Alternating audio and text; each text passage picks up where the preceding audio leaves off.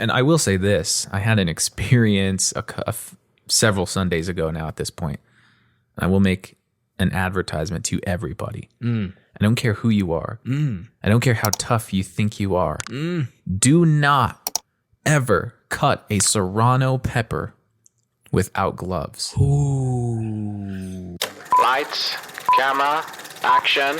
And nothing unites people like someone dying. Yeah. Honestly, it's sad and it's true though. The candy corn industry is a money laundering front. What's the worst acid trip you've ever had? Well, this is Red Band Podcast, baby. Movies, music, conspiracies, deep existential crises. It's all inside and it's all unfiltered. So let's get started. I was making myself some homemade salsa. Yeah. It was my uncle's recipe. He kills it. And love it. Called for 8 serrano peppers. Remove the seeds from 4 of them. Yeah. And keep 4 in. Or if you want it a little more mild, the more seeds you remove, the better. Sure. So I was there just scraping them out. I made the salsa, washed my hands, did the whole thing. Yeah. And because I had been doing a lot in the cold and washing my hands all the time, my hands were really dry. So I was like, I'm going to put on some lotion. I went and I put some on. And the second I did, it was like that scene in Home Alone when he puts on the aftershave. And my hands ignited in fire. What? And I couldn't figure out why. I was like, what's happening? It didn't hurt while I was cutting the peppers. Yeah. It didn't even hurt 5-10 minutes after I was done cutting them. It was only when I put the lotion on. So I thought it was the lotion. So then I tried to rinse the lotion off, doing all this stuff. And I was like, fuck. and then it wasn't until my mom said that I was like, oh, that makes sense. She was like, it's probably from the hot pepper. I'm over there touching them, using them. So sure enough, I chalked it up to that, and I started looking into stuff and serranos. I've cut jalapeno peppers by themselves and never had a problem, but serrano is a whole other heat. It's a whole different ball game. Yeah, and the pith, capsaicin or capsicum, something like that. Something along those lines. And it's basically all that little white part surrounding the seeds, and that's an oil, and that's what gives chili its heat. So what happened is, anyone who went to elementary school science class knows that oil and water repel each other. So what happened is I'm scraping out the seeds with my bare hands. Then when I went to wash them, it didn't wash it off. Rather, it just spread it to both hands. So now it's in between the fingers. It's all over both hands. It's on top, on the sides. And then what I think happened is then I went to put on lotion. And I think the lotion took that and sucked it underneath my skin and kept it there. So then after the burn died down, I thought, I'm good. An hour or two later, it reignited from my palms and it spread all over my hand. And it was so hot. So immediately I'm looking up all of the different remedies. Yeah. They had lemon juice. Put lemon juice on your hands and rinse it off. Use Dawn dish soap. I was rubbing alcohol. I was putting rubbing alcohol on my hands, everything under the sun. And finally, I was like, okay, I'm just going to get a big punch bowl, fill it with milk, and put my hands in it. There you go. And that was kind of the only thing that seemed to subside it or keep it at bay. We talking almond milk, oat milk, a whole milk? No, I was at my parents', and they had that whole ass. They got a whole ass. Yeah, the whole ass milk. Yeah. And yeah, dude, and that was the only thing that really worked. But I would take my hand out and it would be okay for a few minutes. And then again, just, and I finally made it home, and my parents were like, yeah, just take the milk with you. And so I finally made it home, and I tried to sit through the pain, because my other thought was, well, maybe all this stuff that I'm throwing on my hands is just making it worse. So I'm going to try and just sit through the pain and just try to fall asleep. Yeah. And I couldn't. It was too bad. So I fell asleep right there on the couch with a pot of milk in my hand in the milk. And I fell asleep like that. Wow. Wow. I cannot believe that this pepper ignited a time-released heat burst on your hands. Yeah. Like a time-released fucking Oxycontin. Just straight up, just torturing you after a brief sensation of relief. Yeah. And you had to fall asleep with your hand in milk. Yes. So now, what is a pruny milk hand? Is that what you get? You get a pruny milk hand in the morning? What happened there? You actually wake up with a cheese hand. Yes. Yeah, dude, so last week we were picturing me being broken up with poolside in Las Vegas, Nevada. We pictured that. This week, picture me dozing off to sleep on the couch with my hand in an awkward elevated position in a pot of milk. Mm-hmm.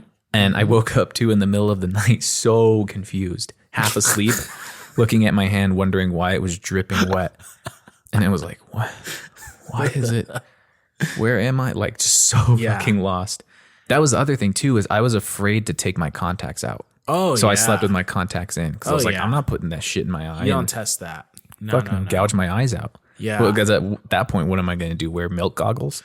Yeah, right. What are you gonna do? You gonna wear a milk suit? You gonna wear you gonna wear a milkman uniform? Yeah. You gonna do that? No. So that's my story, and that is my advisement to you all to definitely wear gloves when you're cutting serrano peppers. Absolutely. Absolutely. So what the hell are you supposed to do when you're cutting a serrano? Just put on gloves. Just that's put my on advisement. gloves. Just don't let it touch your hand whatsoever. Yeah. Yeah. And I love how you Bill Nye the Science Guide us, gave us a bit of a brief breakdown as to why your hands would become flaming hot Cheetos just by cutting this pepper. I love that. That's brilliant. I'm terrified. I'm going to go ahead and stick to buying Frank's Red Hot and Sadie salsa on the shelves rather than curating my own. I think I will stay there. I will stay a consumer under the capitalist regime rather than a gardener of sorts trying to make my own healthy dills. Yeah. It's safer. Yeah. And I now have so much more respect for those who make chili or salsa and chili. Yeah. The solution, just wear gloves. Yes. This is the only time that I would recommend double bagging.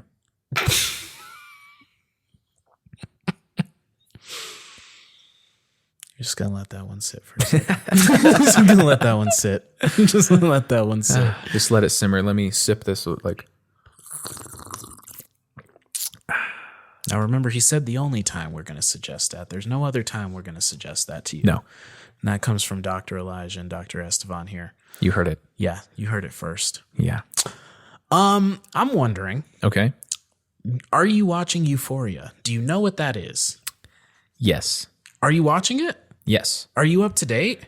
Not totally. I actually, again, our timing, man. We're just on it. Last night, I finished the last episode of season 1. Okay. Yeah. We can start there.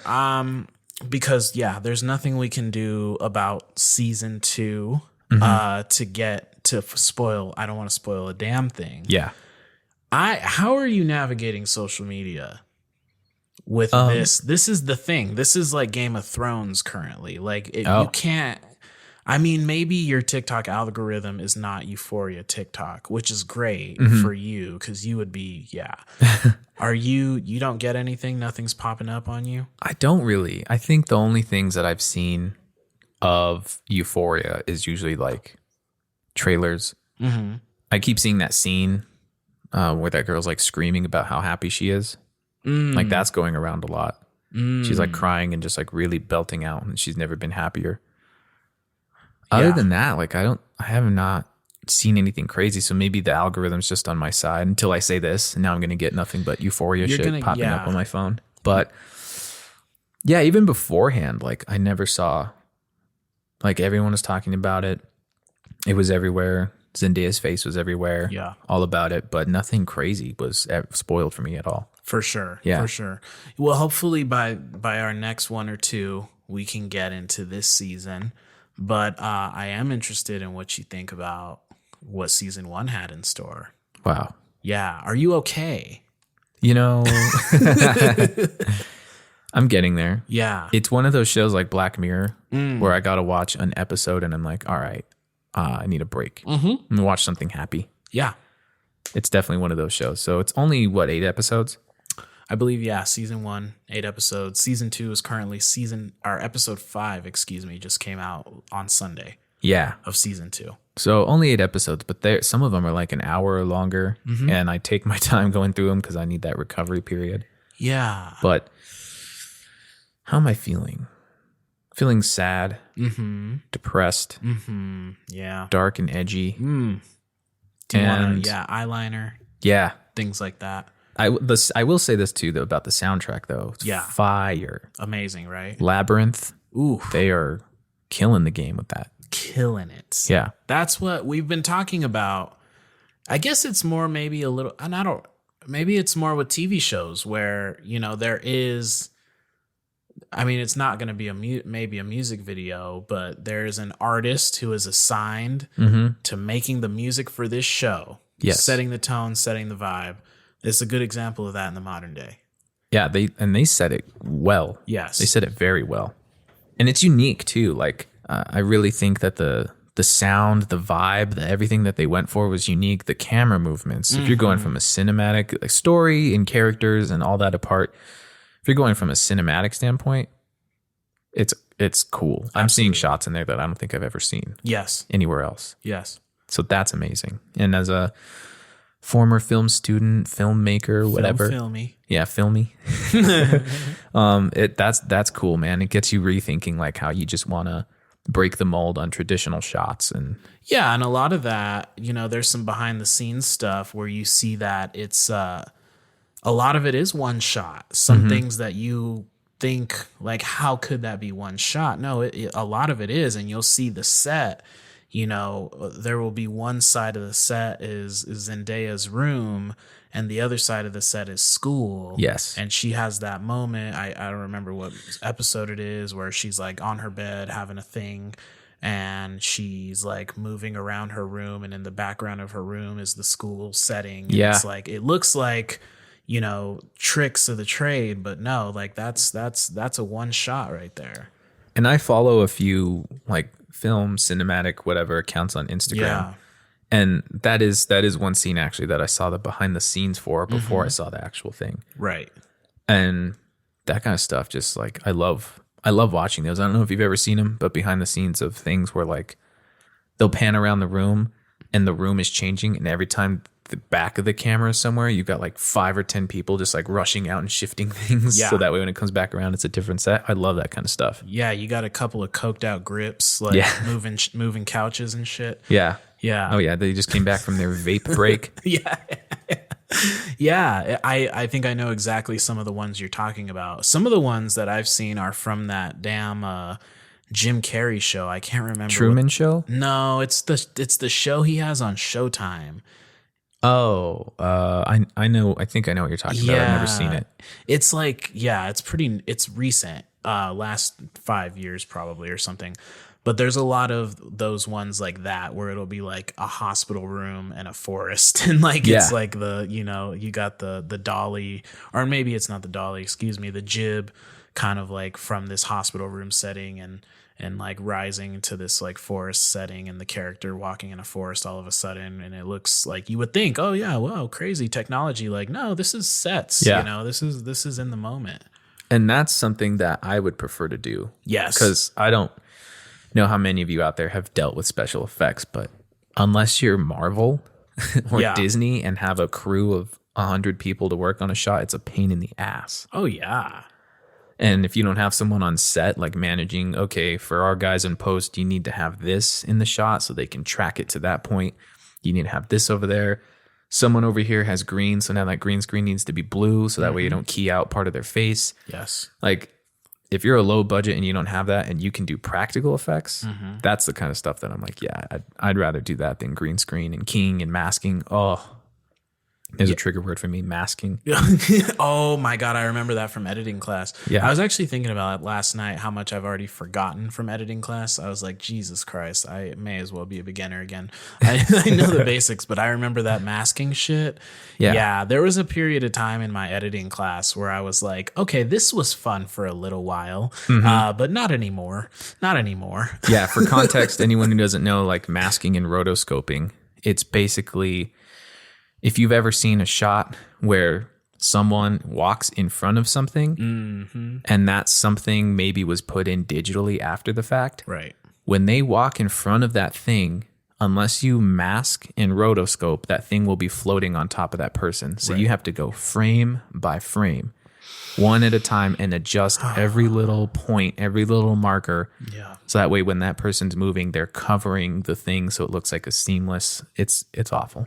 Yeah, the worst, one of the gnarliest ones I did was just, and it was like a quick, like 30 seconds, 45 seconds that I had to track someone and blur their face out. And like, yeah, frame by frame, like moving the blur to each frame to track him, because you can do an automatic tracking, but it fucks it up every time. Oh, yeah. So you have to go frame by frame, and it's so fucked. You know what I hate the most is every single YouTube tutorial that shows you how to track something makes it look like one and done. It's super easy. Oh my it's always God. a British guy who's like, just drag and drop your footage right here and hit track and it's done. Yeah. And I'm like, nah, man. Yeah. It's never worked like that ever. Since the dawn of time, it's never worked like that. Absolutely. How are you feeling after watching? Because you're in Yeah. season 2 now, which I hear is just crazier than even season 1. It's crazier.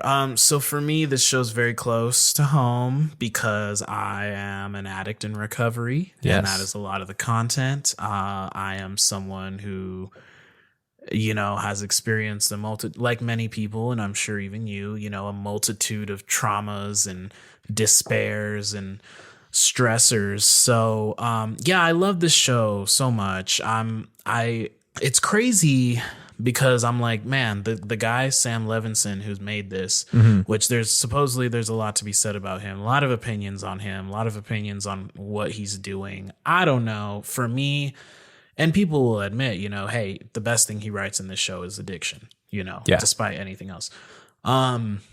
He's living the fucking dream, because any drug addict in recovery or who's been through recovery, who has an artistic drive, was sitting in rehab imagining what kind of movie or TV show they can make about addiction. Yep. I've done it for years. I've done it for years. In fact, there's elements of this last episode, I won't give anything away for you, but that I was like, damn, like I remember I had an idea kind of like that once. You know what I mean? And so I'm like, man, this guy's living the fucking dream, because once again, anyone in recovery who has a drive to be a filmmaker has fantasized about making the quintessential raw, real thing about addiction, and he's getting to do that. Yeah. And how fucking lucky is he? I'm just like, and I'm grateful, and he does it to the T. I mean, he puts it all out there and all elements. And not only that, but it's great that the show is about all types of traumas and all types of addictions, and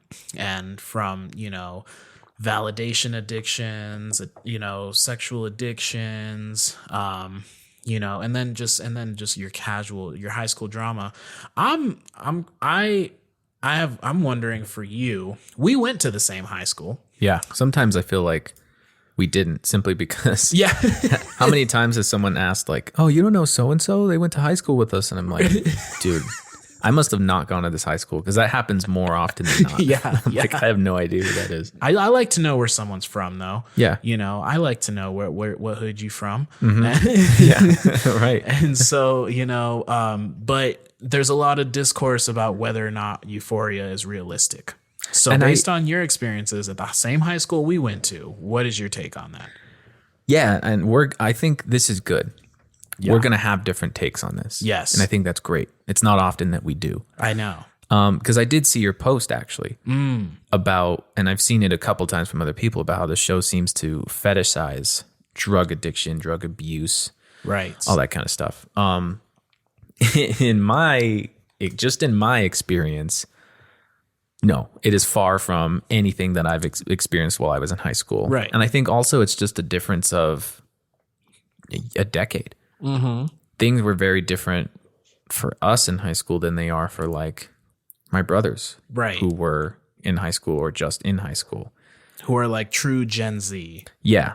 Like to where there's a lot more social media things. There's a lot more. Like when we were in high school, you did hear about people who were bullied online into killing themselves and that kind of stuff. Sure. I'm rambling. Basically, I didn't find anything in the show that was super relatable to how I experienced high school. I don't know her. Is it Kat? Yeah, Kat, the cam girl one. The cam girl, yeah. I guess I relate a little bit to her because like not the cam stuff, like if I can make a buck or two. But just because like you see in the beginning of the show, she's one of the softer characters at first. I don't want to use the term loser, but like she's more of the outcast. Yeah. She's not like the super popular cheerleader girl. Mm-hmm. And you see how like the first person that shows her interest, it freaks her out. Right. Because she's like, well, what's your actual intention with me? And then that all of a sudden you see her character shift. Mm-hmm. She has this growth where she becomes this person who's like, I'm going to be a badass, and the only person who would treat me well, fuck you. Like, I have you under my control. I'm going to be treated like shit by these other people. She's a very frustrating character because I feel like I relate in that way to her, where like I got, all the fat shaming and all that stuff growing up. Mm-hmm. And in turn, it kind of hardened me a little bit inside and out to where I just had like a standoffish. I put up walls to defend and protect myself and my emotions. Right. So that aspect of it, yeah. The drug and sex stuff, I never got invited to parties. So I wouldn't know. Yeah, no. And that's why I was very interested in this discourse, is because, like I was, imagining you weren't really in that scene. Now, on my end, I watch Euphoria, and I'm like, this is a little over dramatized. Absolutely. Potentially. I mean, because then you hear from people who went to high school in Los Angeles, which I would imagine be a little bit more of a different culture, which is kind of where Euphoria around the area takes place seemingly. And they're like, oh yeah, on the nose. But to me, I'm like slightly over dramatized, but yes, I agree. This was I similar to my high school experience, and I resonate with Rue, obviously. Mm-hmm. I resonate with Rue especially because just being the kind of like the awkward person who was kind of, I knew everyone. I could be in any social circle, but where I'd rather be is in my room doing drugs. And that was my favorite place to be. And then, I didn't have a love story. I wasn't in the sex scene in high school. I don't know if there was much of a scene, but I was definitely not partaking in you the were activities. Watching from a distance that scene. Well, that's kind of the interesting thing is like the way throughout high school, I was very observant, and I did have an ability to get people to open up to me. And I tended to be slightly in the know, even if I wasn't involved. And so I do watch Euphoria, and I see the realism there just because of even just stories I've heard, despite just being there. And I probably, I mean, by high school senior year, I mean, I was doing cocaine at school, you know, and other people were, because I was doing it with them. But I feel like we do kind of have a stereotype that's a little similar to like a California vibe, and so even just thinking about early high school and before high school and the stories you heard, like I remember when there were supposedly high school aged kids, addicted to heroin. I didn't know any of them. And then you saw, a lot of people in the local community who were these types of these popular giants. And then you heard about them, maybe overdosing and dying a few years after high school. So maybe it all wasn't happening in high school, but like you would hear about, popular athlete types, popular chick, whatever, and getting lost in the drugs or whatever. And so, I watch it and I say, oh, well, I actually think this is a little on the realistic side, even though I wasn't, in all those circles. I definitely observed a lot. And I definitely was one of those people, I had my goodies with me at school, and we was getting high. I remember drinking with people at school, friends bringing flasks to school. It was more like alcohol, weed, and coke. As far as I know, I don't think anyone was doing any hard opiates, but who knows? And that's the more interesting part, is who knows what was going on with some of our peers in high school. We might not know. Yeah, and I think that's more why it's hard for one person to be able to just say that show's unrealistic. Right. Because there are so many different aspects of high school. Yeah. That, okay, to you, that's unrealistic, but to someone else, that might be on the fucking nose. Like, I didn't run so much with drug circles, but I did sports in high school. Yeah. And so, I forget that one character's name, but like seeing how hard his dad is on him, and you got those guys who some of their dads were coaches or teachers. So they were there and it was like fucking scholarship. You're going to get this fucking scholarship. And I didn't experience that myself, but I saw it. Yes. And so that to me was real because I witnessed something like that. The drug stuff you hear about, but I guess earlier when I was saying over dramatized, I think what I really mean to say is like, it seems a little early to me. Sure. Like how you said, a lot of this kind of stuff we heard about after they got out of high school. Yeah. Yeah. So this seems more of like an in between high school and college or at college kind of stuff. A lot of things that take place. Yep. I'm not denying they take place in high school. I just feel like you said, we did hear about them more so after. But the one thing they did nail is the lack of happiness. That's that was true when we were in high school. Yeah. Just people just not happy, man. Just depressed. Yeah. And that has not changed. No. In fact, I think it's gotten worse. Yes. So that absolutely they nailed. The addiction aspect, they nailed in terms of like Zendaya, because obviously you and I both have family members or friends that we've seen go through this. Yes. So I know I just had a grandfather pass this past week.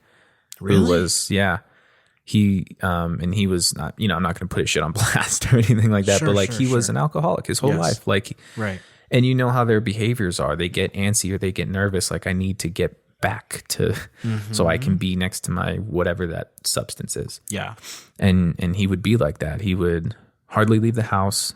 He would lie a lot about, being sober. Yeah. And so I see that in Rue, Zendaya's character. And it's like, that's real, not because I experienced that in high school, but because I've seen that in family members. Right. Yeah.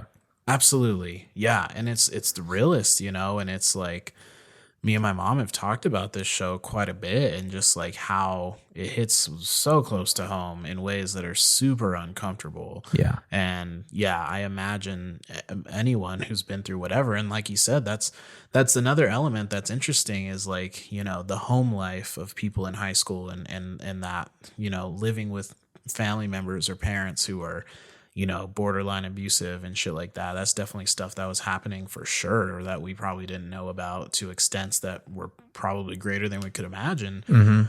But like Rue, Zendaya as Rue, perfectly captures what it's like to be an addict. What it's like to, and I'll tell you, they definitely expand on that a little more this season, just like the specifics of what may be going through an addict's mind while they're doing that. And she definitely touches on it in season 1, but just like, just the lying and the manipulation and the generalized like fear and anxiety and just like the straight discomfort with oneself. I like Rue a lot, and I definitely relate to her in the sense kind of like why you relate to Kat. It's like she is using drugs to just feel better about who she is. And like she's using drugs because deep down she's truly like this kind of mushy, awkward romantic, who can't really, she's, in a codependent in the truest form. And God, boy, do I relate to that. I'm just like, absolutely been there, really have put my sobriety, I've put my well-being, I've put my emotional security on partners in relationships in ways that are unfair. Exactly the way you see her do to Jules. And I'm just like, fuck, man. Like, and it's one of those things that kind of makes your skin crawl. It's a mirror. And that's what's cool about the show is like, no matter who you relate to, and there's going to be someone to relate to, it's a direct mirror into yourself. It's like you're watching yourself do something, whichever character you are, Yeah. Same for me, like the codependency part. Yeah. I used to be that way up until a couple of years ago. Right. And so I see that and I'm like, damn, that's real. So I think there's definitely very real aspects in multiple characters and different areas of the show. So like you're not, and that's any show. I feel like you're not going to relate with every single aspect of every single show. Absolutely not. But I enjoy it. I enjoy it in small little bursts before I need something happy to cheer me up. Yeah, that's what's been really good about this season is Euphoria and The Righteous Gemstones come on the same night. Okay. And are you aware of The Righteous Gemstones? No, what is that? So that is Danny McBride's show. It's really good. Love Danny McBride. He's the GOAT. Eastbound and Down. Pineapple Vice Principals, Express. Pineapple Express. Yeah, his shows on HBO are always amazing. And right now, his show that's The Righteous Gemstones, they're on season 2. It's him, John Goodman. Oh, wow. Yeah, Adam Devine from Workaholics. Whoa. Yeah, you got to get on that one. Okay, It's yeah, I fucking guess good. so. And it's about a evangelical tevangelist, I guess I should say, family, you know, super rich religious congregation. Yeah. And the shenanigans that comes with that. So that comes on right after Euphoria every Perfect. Sunday. So yeah, like we watch Euphoria. We're like on the verge of tears. we're anxious. We're triggered. We're fucking, you know, we're like, what the fuck is going on? We're laughing. We're crying. And we're overwhelmed overall. And then we get to turn on The Righteous Gemstones and take a deep breath. So Yeah. I'll give you my love-hate for that show, Euphoria. Perfect. Character-wise. Yes. Love the character Fez. Oh my God. Hate the character fucking what's his name? Big douchebag quarterback. Nate. Dickhead. Nate Jacobs. Nate Jacobs. Fuck that little fucking Psycho. Fucking sociopath. Yeah. If I ever seen one. Yeah. Dark energy around him. Yeah, but focusing on the love, because fuck Nate. But Fez though. Fez. Man. And you get a little bit of Breaking Bad vibes from his life. Oh yeah. You know what I mean? Like you see him struggling, trying to take care of his grandmother, and he's got the little brother. That tripped me out, dude. The first time him and his brother were introduced, I was like, she really buying drugs from like a 10-year-old? What the fuck is going on here? And I will say this about him. If it's not me, someone's going to put that man in a Mac Miller biopic movie. Thank you. If it's not me, because I'm going to race to do it. Yes. Bet money. If this podcast somehow reaches that actor's ears, Yes. brush up on your Mac Miller impression. I'm coming, buddy. Let us do it, please. I will write it. I will direct it. And we're going to send you to the moon with it. Absolutely. It's happening. So Yeah, no, it's God created him to be Fez and to eventually be Mac Miller in a Mac Miller biopic. yep, And we're grateful to God for that. we are. Because yeah, I mean, this man is as great as they come. I mean, he is just so, I don't know if you heard a little about him, but they pretty much picked him up off the street. Really? Not because he was homeless, just because he was walking down the street and they liked his look type of deal. Yeah. You know, he was literally plucked from the heavens to bring us the grace that is Fez. Man. It's a beautiful thing. So yes, no, I am in full support of you writing and directing a Mac Miller biopic with him in it. And lately he's been posting pictures with a shaved face. He looks even more like fucking Mac Miller. Does he really? Yeah, it's like it's insane. Yeah. I mean, the second I laid eyes on this guy, I knew what I was going to cast him in. Yes. And so now I just need to write that script. Yep. Because if I write it, it's happening. And if I don't write it, it's going to happen in the wrong hands. Yeah, I agree. I think, you know, I need that to be you. I really think you're the guy for the job. And I'm already emotional just thinking about that film and what it could be. What a beautiful type of movie that could be. That could be really, really, really fucking amazing as far as biopics go. Like I'm talking like fucking Queen level biopic. Yeah. I forget what the movie's called, but Bohemian Rhapsody. Bohemian Rhapsody level, you know? And then even better, like, I don't know. I've actually had this in my head since 2019. Okay. A Mac Miller movie Yeah. in my head, like shots. And I'll tell you what really sparked it. I took a trip to Pittsburgh for the first time in 2019. And just being there, I, of course, listened to his music while I was out there. And just being in downtown Pittsburgh and going to the stadium, the baseball stadium there, and eating at Pumani's. famous restaurant. And I think there was even something when he used to have his show, he had a reality show. Yes. I think he was filmed eating there for one of the episodes, and the wall is plastered with famous people who were from Pittsburgh or lived in Pittsburgh. And so I went out there and I was like, this has to happen. I have to do this. I remember your Instagram post from that. And didn't you even go to the Blue Slide Park? I did. I went to Right? the Blue Slide Park where Yeah. he's shot a couple different music videos. I slid down the slide. Yes. And yeah, man. And that's when I was like, I have to, man. His music is something that got me through high school. Yep. I listened to it. I was introduced to it around that time. I listened to it all throughout that time. I have a vinyl record of Best Day Ever. Nice. And so yeah, and then when I was watching this show, I was like, that's who I'm writing it for. Yep.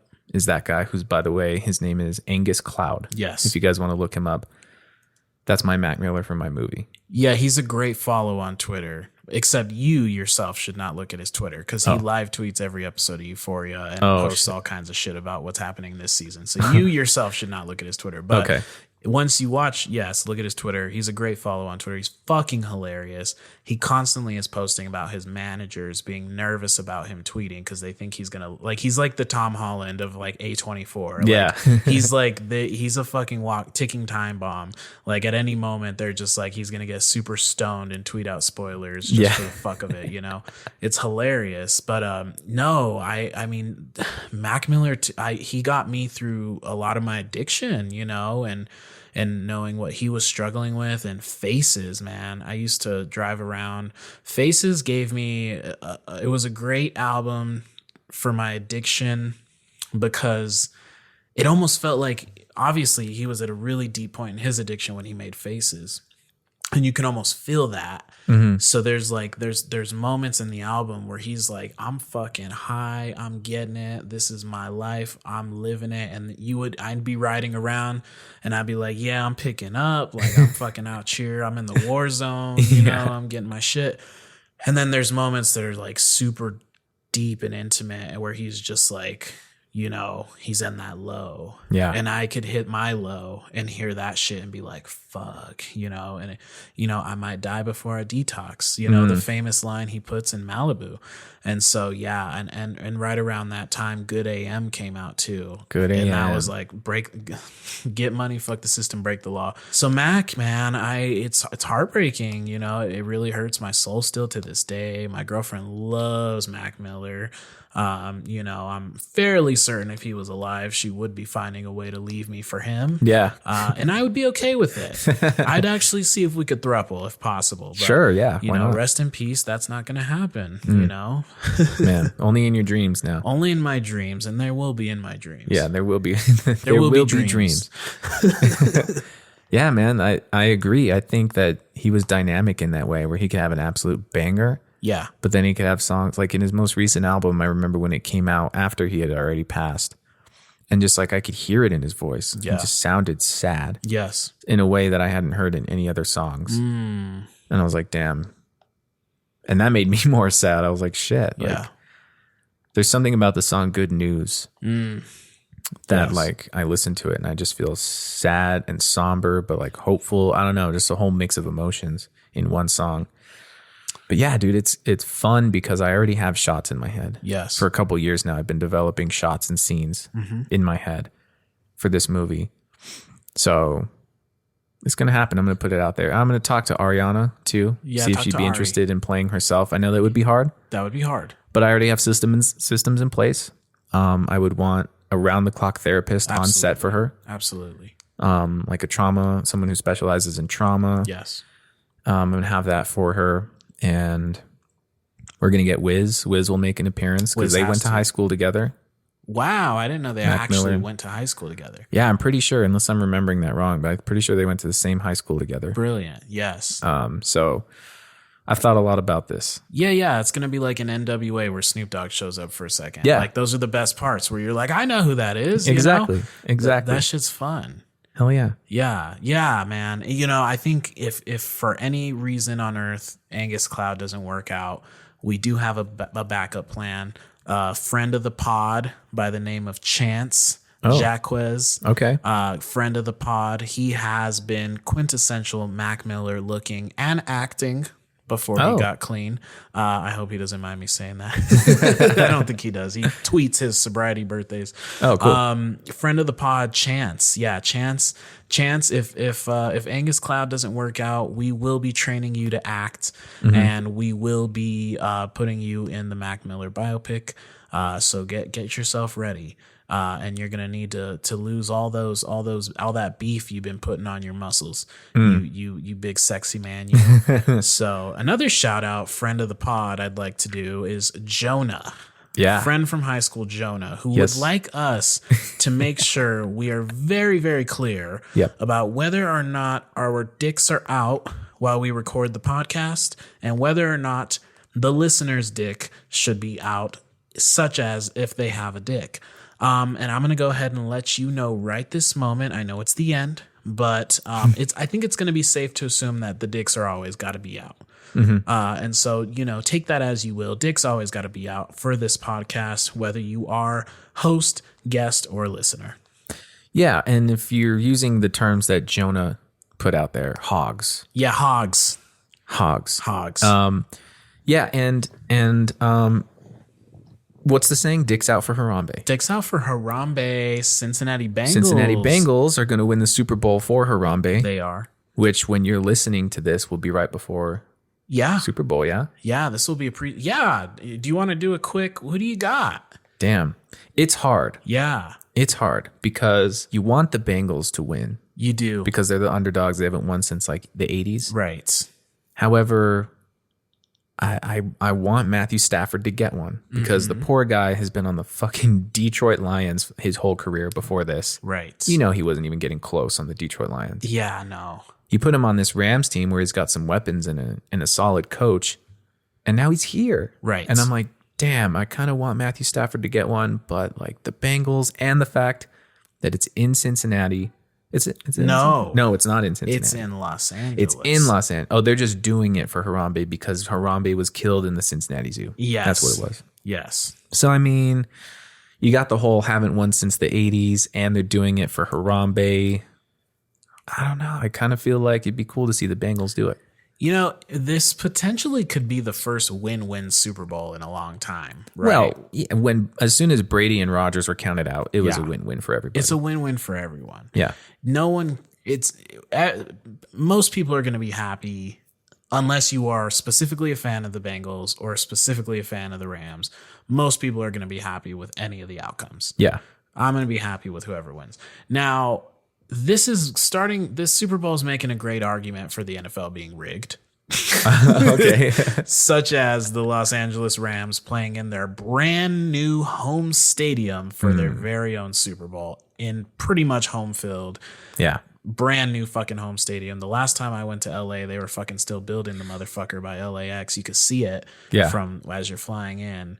Was not finished. Now it's done. And wow, if the Rams win, I gotta maybe wonder if the NFL's a little rigged. Just a little. Yeah. Mr. What's his name? Goodall? Goodell. Goodell. Excuse me. You're thinking Jane Goodall, which you potentially associated with Harambe because he is, in fact, an ape, and Jane Goodall studied them. Wow. Yeah. I inadvertently made a connection.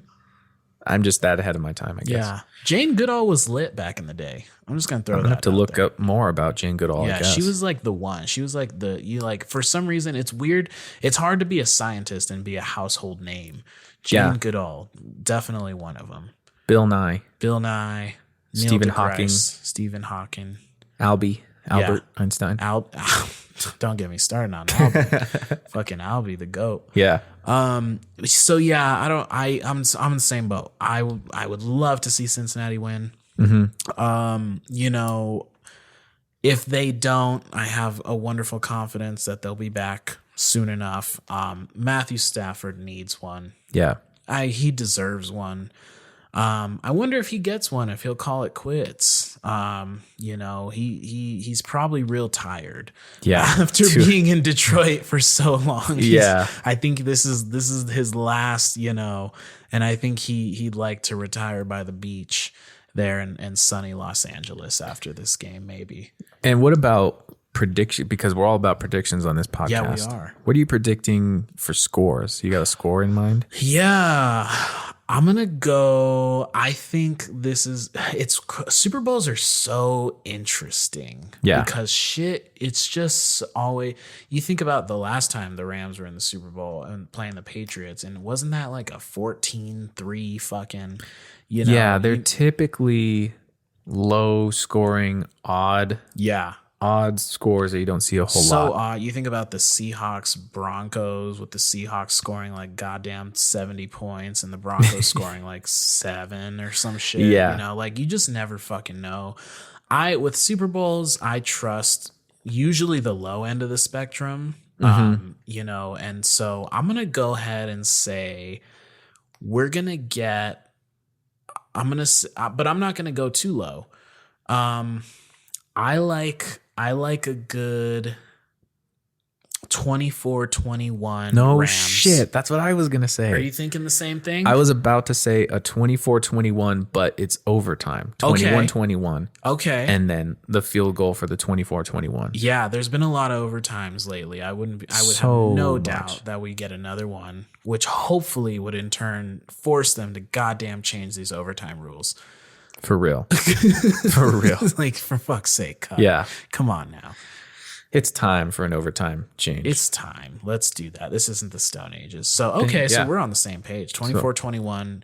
Either way, I'm thinking Rams initially, but either way, I'm thinking a 24-21. If it's overtime, it's whoever wins the goddamn toss. Yeah. Well, kind of, because we saw with the Rams and the Bengals that the Chiefs won that toss and they ended up losing. So who knows? Yeah. Yeah. You never know with the Super Bowl, man. That shit gets wild. Know. Yeah. Have we ever seen a double overtime in the Super Bowl? So I'm going to be honest. I don't think. Well, what would you do? Because in the regular season, there's no double overtime.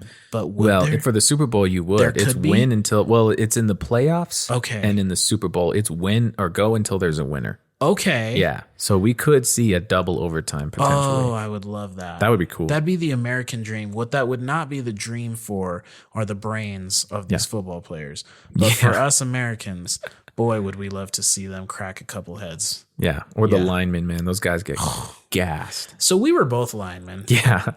I think I got a little damage. Oh, yeah.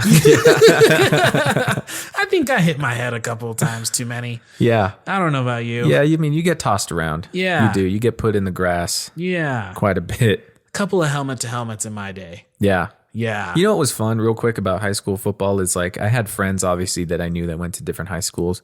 So I remember one game in particular, I got to line up in front of a friend that I went to middle school with. And right before the ball was snapped, we just looked at each other and we're like, smiled and nodded at each other like, hey, what's up? And then we blew each other's shit up and it was great. Yes, that's fun. Yeah, I love that. Better on the field than off the field, right? I love football. I hope, we can find a way to make football work in the modern day without having to, do brain damage. I hope we can find a way to make it work. Because I love football. I love playing it. I love the vibe. It's a good time. Same. Yeah. And on that note, we will leave you as well with another request from a fellow listener of the podcast, Cameron. Yes. Who also requested, in addition to Jonah, wondering if our hogs were out and if theirs should be out as well, Cameron also wanted us to specify whether or not we were cranked or uncranked. Yes. Cameron, currently I am full crank. Yeah. I am Cranked 3 starring Jason Statham. And so, whatever you want to do with that, Cameron. Yeah. And I'm a little crank shy. Typically. I'm a little crank shy. I'm a shower, not a grower, though. Oh, yeah. So, nice. Even my crank shy is someone else's crank 3. There you go. Yeah, you right. You're not wrong about that. I ain't wrong about that. Now, for the purposes of if my family happened to listen to this podcast, that was not an accurate description of my penis, and it was only used for comedic purposes. That's right. Anyone who feels uncomfortable by this, we apologize. It is purely for the comedic relief of serious topics and because fans did request it. Yes. Do not take it too seriously here. This is the Red Band Podcast where we use a plethora of sarcasm and comedy. Anyways. Yeah. Anyway, thanks for listening, guys. Check us out on every single platform. Tell your family, tell your friends. The sooner we get this circulating, the more we can push out more and better content. Check us out on YouTube. It's fully up to date now. Fully torqued. And we're still chasing that goal of getting you guys video podcasts full on, full time. Yeah. So we appreciate the support. Love to hear from you guys too. Feedback on the show, requests. Yes. If you guys want to send in something you want to hear us talk about, if Yes. you yourself want to come on the show, doors open. Absolutely. 100,000%. Requests on what to talk about. You want to be a guest, doors open. And we will see you guys next week. See you next week. Lights, camera, action. And nothing unites people like someone dying. Yeah. Honestly, it's sad and it's true though. The candy corn industry is a money laundering front. What's the worst acid trip you've ever had? Well, this is Red Band Podcast, baby. Movies, music, conspiracies, deep existential crises. It's all inside and it's all unfiltered. So let's get started.